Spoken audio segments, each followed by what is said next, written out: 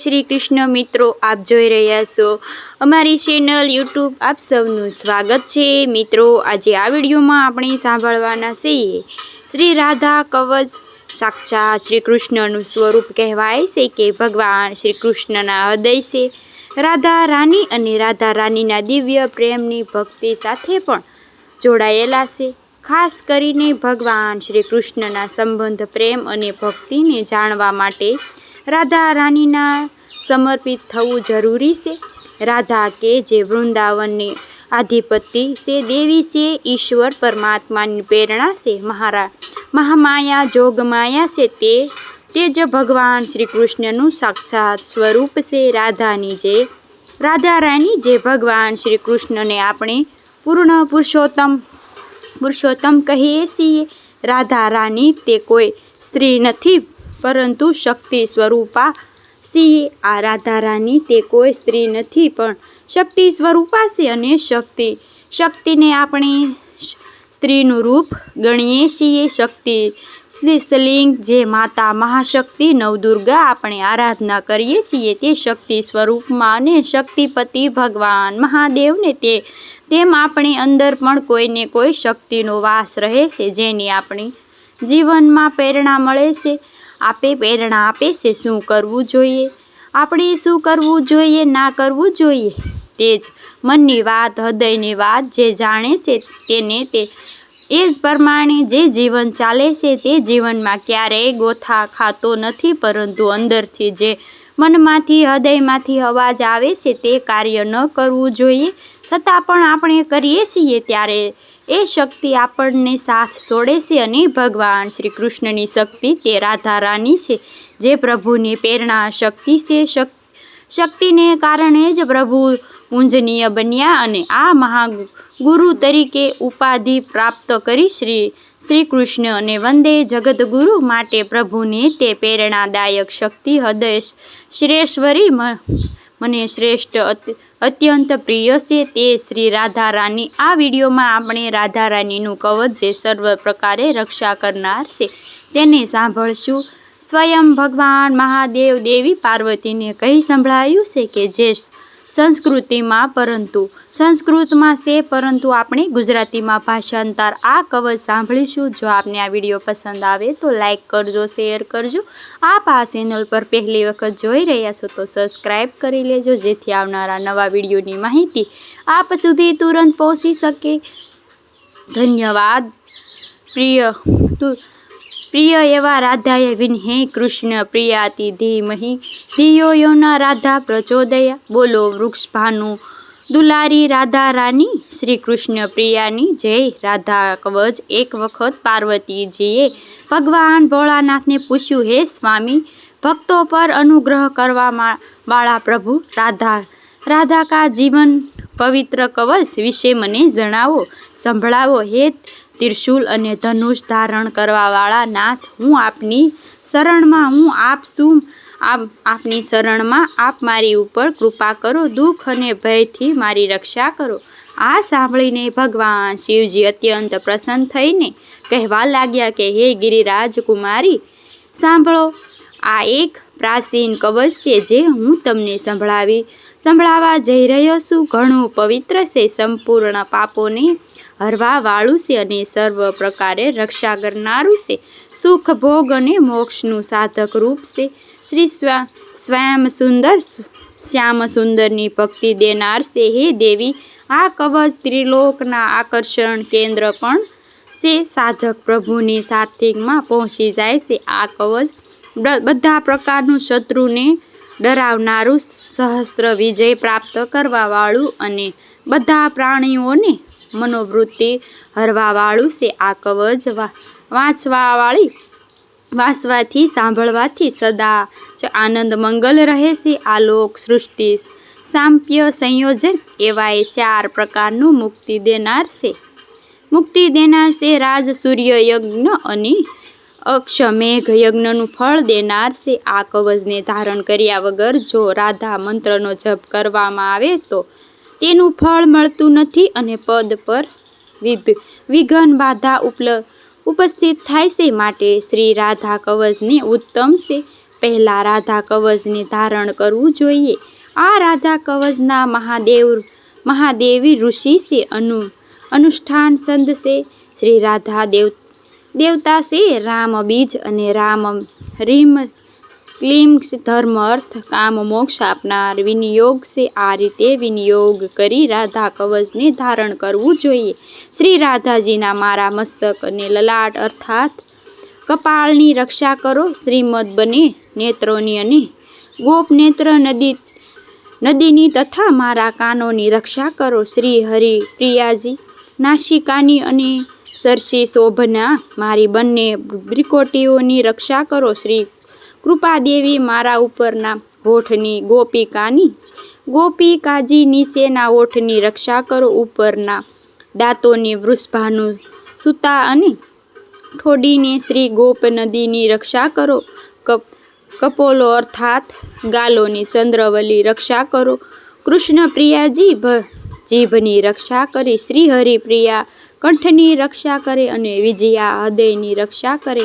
ચંદ્રના બંને પૂજાઓની રક્ષા કરે. શૂલેશ્વરની પેટની રક્ષા કરે. ગોપાનવંતા કમરની રક્ષા કરે. સૌભાગ્યદ્રી બંને પગની રક્ષા કરે. સમુદ્રખી મારા નખની રક્ષા કરે. ગોપાવલ્લભા મારા ગળા તળિયાની રક્ષા કરે. પગના તળિયાની રક્ષા કરે. પગના ઘૂંટણની રક્ષા કરે. અને શ્રી ગોપીજી મારી બધી કોરથી રક્ષા કરે. શુભપ્રભા મારી પીઠની અને કુશીની રક્ષા કરે. શ્રીકાલ વલ્લભા મારા જાંગોની રક્ષા કરે. જયા અને હરડી મારી બધી તરફથી રક્ષા કરે. વાણી વચનોની રક્ષા કરે. ધનેશ્વરી મારા ખજાનાની રક્ષા કરે. કૃષ્ણ રતા મારી પૂર્વ દિશા તરફની અને કૃષ્ણ પ્રાણ મારી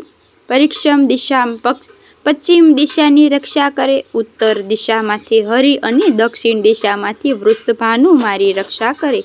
રાત્રિના સમયે ચંદ્રવલીમાં મારી રક્ષા કરે. શેવડિત મેખલા મારી દિવસ દરમિયાન રક્ષા કરે.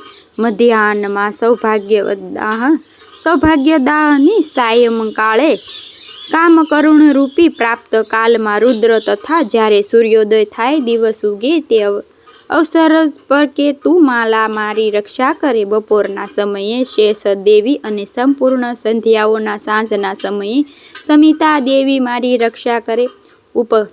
ઉપભોગના સમયે યોગીને દેવી રતિપદા રતિના સમયે અને યોગના સમયે રત્નવલી તથા એકવમ કેવતી નિત્ય પ્રતિ મારી રક્ષા કરે. કૃષ્ણ માનસા શ્રી રાધાજી સદા સર્વદા બધા કામો મારી રક્ષા કરે. જે સ્થળ કે નામની ચર્ચા કરવામાં આવી નથી અથવા જેનું ઉચ્ચારણ થવા નથી પામ્યું તે બધી જ જગ્યાએ બધા સ્થળોથી શ્રી લલિતા દેવી મારી રક્ષા કરે.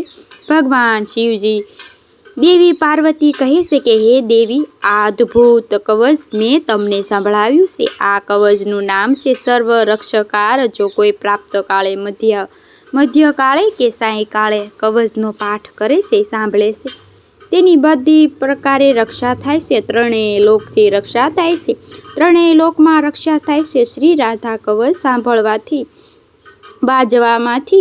બાજવાથી સાધકના મનમાં જે કામના એવી સિદ્ધિ પ્રાપ્ત થાય છે. રાજ દ્વારા સભા સમગ્ર કે શત્રુઓ દ્વારા પહોંચાડવામાં આવતું સંકટ અને સમયે પ્રાણધન વિશિષ્ટ થાય છે.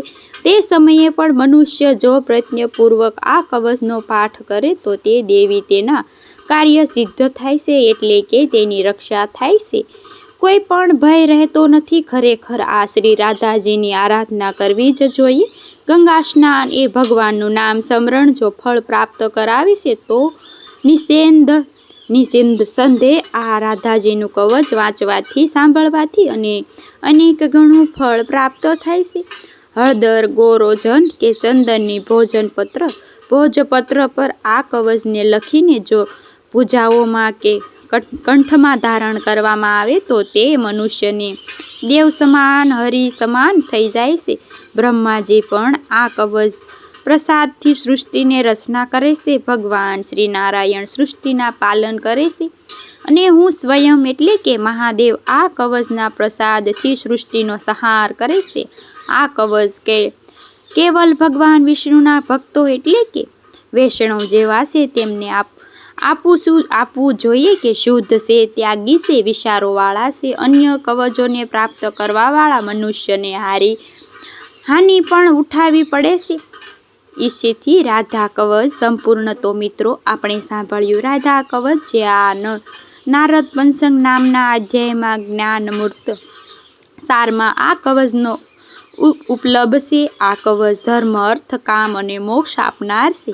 રાધા એક મંત્ર છે. રાધાનું નામ સ્મરણ કરવામાં માત્રથી જ આ જીવનમાં ધન, સફળતા, ભગવાન શ્રી કૃષ્ણનો પ્રેમ, ભૌતિક ઉર્જા, સમૃદ્ધિ આદિ પ્રાપ્તો થાય છે. જીવનમાં નવીન પ્રેરણા જાગે છે અને જીવન સંગીતમય પણ બને છે, રાસમય બને છે. રાધાનો અર્થ જાણીએ તો રાધાનો અર્થ સંસ્કૃતમાં થાય છે કે આરાધા ધન કરવું, આરાધના કરવું. જે ભગવાનની ઈશ્વરની આરાધના કરે છે તે રાધા અથવા તો ઈશ્વર જેની આરાધના કરે છે એટલે કે ભગવાન શ્રી કૃષ્ણ સ્વયં છે.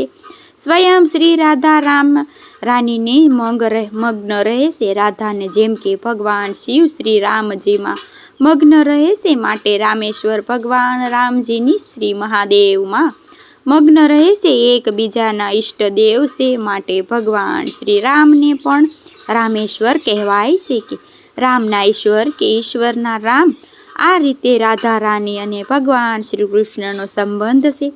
એકમેઘમાં એક જેમ અર્ધનારેશ્વર તેમ રાધા રાની અને ભગવાન શ્રી કૃષ્ણ એક જ. તેને અલગ અલગ જોવાની કે તારવાની ભૂલ ન કરવી જોઈએ. ભગવાન શ્રી કૃષ્ણના હૃદય છે. શ્રી રાધા રાની ભગવાન શ્રી કૃષ્ણ એક વખત મહાદેવને કહ્યું કે હે દેવોના દેવ, જો તમારે મને વાસવામાં કરવો હોય તો પહેલાં રાધા રાની ઉપાસના કરો. હું આપોઆપ જ તમારા વંશમાં થઈ જઈશ. આમ રાધા રાનીને ઉપાસના કરી તે ભગવાન શ્રી કૃષ્ણના હૃદયમાં વસે છે.